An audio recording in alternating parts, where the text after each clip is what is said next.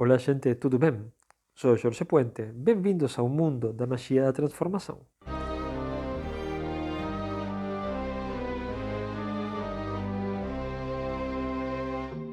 Hoje nós vamos falar um pouquinho sobre o bem e o mal e como a presença à nossa volta da Matrix distorce a nossa percepção e nos deixa sem saber muito bem quando estamos em presença de um ou quando estamos em presença do outro.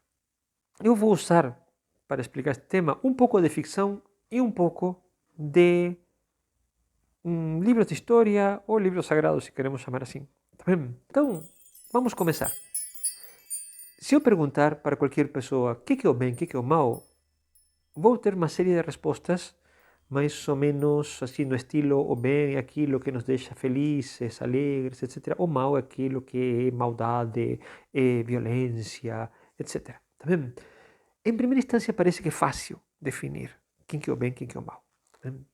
E claro, se a gente assistir toda a nossa enorme produção de filmes ou livros, que temos por aí, lemos histórias ao longo dos tempos, né? Desde a Ilíada de Homero, tá? Até romances modernos, fica claro quem são os heróis, né? No romance fica muito claro quem que é o herói. O herói sempre revestido de características nobres, puras, etc. Os inimigos sempre são os vilões, né? Quando a gente começa a analisar com um pouco mais de profundidade o tema, a gente vê que não é tão simples. Nem sempre os heróis são nobres e puros, e nem sempre os vilões são horríveis e malignos. Então, o que está acontecendo aqui? Bom, vamos primeiro definir uma coisa muito importante. Nós estamos, neste momento, sob o efeito da famosa Matrix, uma camada de programação montada sobre a matriz divina e que nos empurra para uma visão da realidade dicotômica, ou seja, separada em dois bandos opostos e irreconciliáveis, né? E violenta. Estamos numa realidade de depredação. Lembre-se que já falamos disso no podcast anterior. A Matrix é uma realidade onde o mais forte manda, uma realidade de depredação, onde se você está por cima, você está mandando, se você está por baixo, você tem que estar obedecendo. Bem, quem está em cima come ao que está abaixo, tá? E temos então uma realidade extremamente violenta à nossa volta. Isso é permanente, está em todas partes.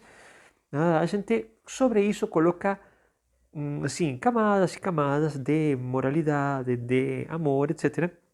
E não podemos esquecer que a Matrix está montada sobre o que é realmente a realidade, que seria a matriz divina. A matriz divina segue as regras universais e, portanto, na matriz divina sim impera a lógica, o amor, a tranquilidade. Tanto que não é que a gente esteja o tempo inteiro na Matrix. Alguns mais que outros, né? Mas a gente sempre está com um pé na matriz divina porque essa é a nossa natureza, a nossa essência. A Matrix é um programa pirata colocado no meio que nubla, que assim deixa escurecida a nossa mente. Ele captura o nosso mental através do cérebro reptiliano, tá? E nos obriga a manter uma atitude combativa o tempo inteiro. Tá? Naturalmente, se estou numa atitude combativa, eu tenho uma mentalidade violenta, agressiva, e tenho que estar sempre buscando um inimigo, né? Isso que é a Matrix. Muito bem. Depois, em algum momento, podemos, em outros podcasts, discutir as leis da Matrix. Tá? São 7 leis muito claras versus as leis da matriz divina, que também são 7 leis muito claras. Né? Quando nós estamos na Matrix, então, e a gente começa a analisar as coisas, o conceito de bem e mal começa a não ficar tão claro. Porque vamos supor, se o bem está alinhado com o amor, com a beleza, com a bondade, como é que alguns heróis, aliás, a maior parte dos nossos heróis, matam a torta e direito? Então, vamos começar com algumas coisas que, se a gente para e pensa um pouco, não fecha muito bem o nosso conceito de bem ou mal. Então, vamos para um pouco de ficção. Lembre-se sempre que a ficção é a forma como as ideias, a programação é passada para nós. Tem um universo particular que foi criado a partir de 1977, que é Star Wars, Guerra nas Estrelas. Começou com o filme Star Wars em 77 e hoje é um universo gigantesco, com 9 filmes canônicos, mais vários seriados, Rebels, Bad Batch, Clone Wars, também mais uma quantidade enorme de cómics, videogames, etc. Grande parte deles canônicos, ou seja, tomados como canon, como coisa aceita pelo, assim, não feita por fãs, feita realmente pelos criadores, ok? E os nossos heróis em Star Wars, naturalmente, são os Cavaleiros Jedi. Também, sábios, nobres, lutam com umas espadas muito fashion, né? Sabres de luz, e enfrentam os vilões que são os senhores Sith, os Lords Sith, que aparecem em Star Wars. Basicamente são o Imperador, né? Darth Vader na parte central, né? Nos primeiros filmes, Darth Maul e outros, tipo o Conde Dooku nas prequelas e Kylo Ren nas sequelas, né? Ok, os Sith são todos vilões, são feios, vestem de preto e usam sabres vermelhos, também muito fashion. Também. Os Jedi usam sabres multicoloridos, cada cor tem um motivo diferente, não é? Que cada um deu uma telha da telha dele e pintou o sabre de uma cor diferente. Também não, é que cada estilo e cada função que os Jedi têm, o sabre tem uma cor diferente. Também. Ok, então, eles se enfrentam. Agora, a partir de um certo momento, no universo de Star Wars, começam a aparecer uma série de análises mais aprofundadas. Claro, temos 40 anos de Star Wars, né? Então, obviamente, a esta altura do campeonato, as pessoas já começaram a analisar, como é um trabalho muito bem feito, são 40 anos, né? A gente começou a analisar quem são os verdadeiros heróis e quem são os verdadeiros vilões. Aí. E tem várias análises sobre o comportamento dos Cavaleiros Jedi. E quando a gente começa a analisar os Jedi, vê que tem alguns pequenos problemas com eles também. Primeiro que os Jedi são uma ordem que está a serviço de um governo. Então, se o governo manda eles reprimir alguma coisa, eles vão e reprimem. Não importa se as pessoas têm razão ou não. Eles são um poder público, são uma força, tipo uma polícia intergaláctica. Embora eles sejam uma ordem meio que separada, eles seguem as ordens do governo. Então, se o governo da república fala, vai em tal lugar e reprime tal rebelião, eles fazem isso. Que é o que acontece nas guerras clônicas, né? Então, os Jedi são heróis para aqueles que estão de acordo com o governo da república. Mas para quem tem desacordo, os Jedi são uma força repressora muito temida, porque um só cavaleiro Jedi é capaz de destruir um exército. São caras extremamente bem treinados e assassinos perfeitos. Bem, a Ordem Jedi tem várias coisas que seriam consideradas claramente fascistas, como, por exemplo, pegar as crianças que têm poderes e colocar dentro da ordem, porque eles partem da base que, senão, vão ser pegos pelo lado escuro, pelo Sith, né? Então, se o filho de vocês tem poderes, os Jedi pegam. Tá? E depois, claro, tem análise falando que não, que se a criança, se os pais não quiserem entregar, os Jedi entenderiam nada.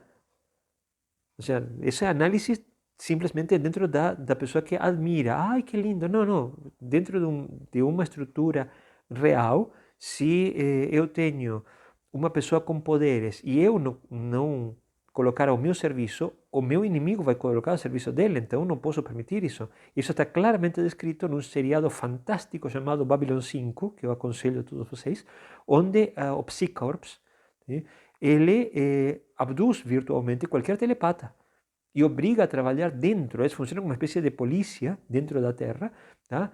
Isto é uma organização completamente fascista e terrível, e a base deles é não pode ter nenhum telepata livre, solto, porque pode se voltar contra as pessoas, porque o telepata tem um poder imenso, né? Então ele é controlado pela ordem. Realmente no começo, ao longo de todo o arco de Babylon 5, o Psycorps é um órgão muito muito temido e muito odiado, né? Então, isso é uma realidade. São coisas que quando a gente começa a analisar os Cavaleiros Jedi, a gente vê que não são tão puros e tão bons quanto a gente gostaria. Embora, naturalmente, tenha uma característica que os diferencia amplamente dos Sith, que vamos ver mais para frente. Eu vou passar para o seguinte exemplo. Poderíamos aqui ficar horas falando de Star Wars, tá? Principalmente porque também eu sou fã de Star Wars, então poderíamos ficar aqui. Mas vamos passar para o seguinte exemplo, que é um seriado novo da Netflix, que eu recomendo para vocês, que é 13, né? Que conta a história de Alexandra 13, uma detetive paranormal e maga, tá? Super badass, ela é tapa virada, que começa analisando uns assassinatos em Manila e termina, bom, enfrentando quase um genocídio mundial, né? Obviamente, quando a gente assiste 13, nós sabemos que 13 é a nossa heroína, por algumas características que também compartilha com Star Wars, que é que basicamente ela é muito bonita, né? E os guarda-costas dela também são muito bonitos, né? São dois semideuses, né? Enquanto que os vilões são bastante feios, né? Isso é uma coisa que sempre está em todos os filmes, né? Você vê como que são os heróis, né? Basicamente são bastante bonitos, né? Claro que tem algumas exceções para isso, por exemplo, Mística em X-Men é muito bonita, né? E é, entre aspas, é dos vilões, né? Mas tudo bem. 13 é extremamente violenta, tá? O anime é violento, a personagem central é muito violenta.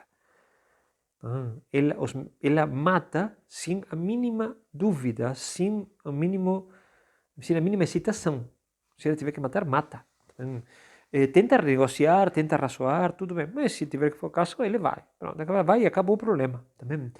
Como que ela é a nossa heroína? Porque fica claro que ela é a nossa heroína, né? Poderíamos continuar por aqui.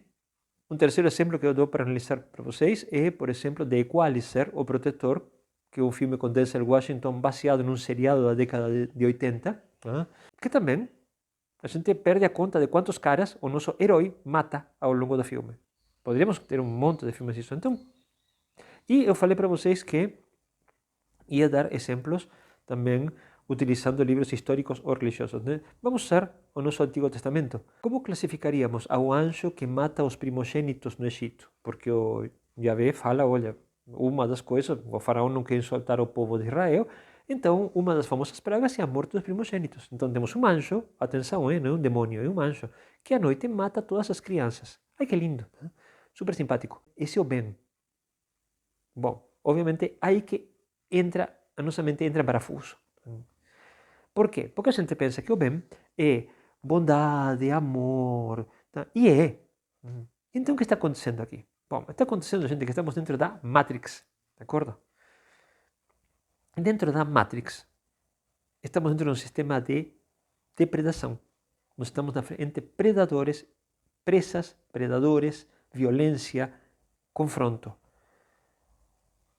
A Matrix é um lugar terrível, dirigido pelas leis do esforço, do sofrimento e da violência. Ok, então dentro dessa estrutura, o que é o bem? O que é o mal? Porque dentro dessa estrutura que nós estamos. Dentro da Matrix, e aqui é importante, o bem representa a ordem e o mal representa o caos. Então fica muito claro que o bem, para manter a ordem, não está para nada limitado. Ele tem que manter a ordem. E ele vai utilizar os mesmos métodos que possivelmente o mal utilize, só que para manter um estado de ordem. Então, obviamente, quando os Jedi em Star Wars vão resolver um problema, no primeiro momento eles tentam negociar. Mas se a negociação não funciona, eles ativam os sabres de luz e vão para a briga. Também. Por quê? Porque eles estão protegendo uma ordem. Estão protegendo uma ordem, estão protegendo uma estrutura. Eles são limitados, eles têm limites à ação deles e seguem uma, digamos assim, uma hierarquia e ordens que levam a um bem comum, digamos assim, também. A mesma coisa acontece com Alexandra 13. Durante todo o anime e 13 não é só um anime, é um mangá, tá? É uma série de cómics muito interessantes. Aliás, não é um mangá, é uma série de cómics, não é um mangá, desculpa. É cómic, né? Muito interessantes, filipinos. Ela protege a ordem entre o mundo dos humanos e o mundo das criaturas não humanas. Então, como a interação entre os dois grupos pode ser complicada, a família 13 se ocupa de que a interação entre as duas facções seja equilibrada. Então, ela representa a ordem, enquanto que os vilões aí do anime ou do cómic representam que impulsos individuais. Pessoas que não se adaptam à ordem, estão fora e vão por conta. Eu faço o que eu quero, eu tenho poder e eu faço o que eu quero. Enquanto que do outro lado tem pessoas que têm poder, mas estão todas ordenadas, organizadas. Então, quando nós definimos o bem e o mal na Matrix, o único que estamos fazendo é indicando um grupo que protege a ordem de uma sociedade versus um grupo que protege só os interesses deles. Isso num primeiro momento. Se vocês vão ao Antigo Testamento e vocês pegam, por exemplo, os 10 mandamentos, que não só são 10, são um monte, né? Mas os 10 que são mais importantes, nós vemos que são mandamentos que eu de criança já falava para minha mãe, isto não tem nada de divino, isto é uma coisa social, né? É para manter ordem nas coisas, né? Claro, foram dados por Yahvé, mas, digamos, por lógica, é uma estrutura para manter uma sociedade funcionando. Por quê? Por exemplo, no momento que fala assim, não matarás. Não matarás quem? Não matarás o teu vizinho, não matarás a pessoa que está na tenda de frente. Estavam todos no acampamento, no deserto, né? Não podiam ter brigas entre eles. Então, Yahvé dá uma série de ordens. Não desejarás a mulher do teu próximo. Por quê? Bueno, você não vai pegar a mulher de um vizinho e estuprar ou pegar para você. Não, não, não, não. Tá?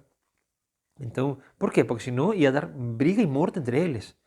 Então, lá dentro, tem todas aquelas ordens. Quando esse povo vai para a guerra, quando eles invadem, entram na Terra Prometida, eles massacram sociedades inteiras. E aí sim, matam, estupram, pegam mulheres, qualquer coisa. Como era? Não era de não matarás? Não, não, não. Não matarás o teu vizinho. Não matarás aquele que é do teu mesmo grupo. Os outros você pode matar. Então, repara, é muito interessante isso que a gente não entende, porque a gente pensa que o bem é amor, é companheirismo, tolerância, vivimos todos em harmonia. Então, como que entra isso aí? Os nossos heróis podem matar? Claro, sempre tem justificativa. Eram inimigos horríveis, mas por que está matando? Não é que não matarás os do teu próprio grupo. Estamos dentro da Matrix. Temos inimigos. Os inimigos a gente faz qualquer coisa. Aqui dentro do grupo, não. Então, é que ordem. Sempre trabalhamos com esse conceito. Enquanto que o mal é o caos.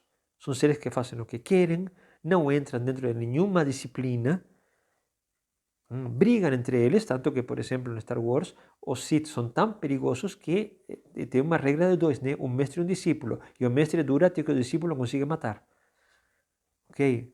Obviamente, para manter uma sociedade funcionando, e isto que é importante, para manter uma sociedade funcionando, o mal não serve.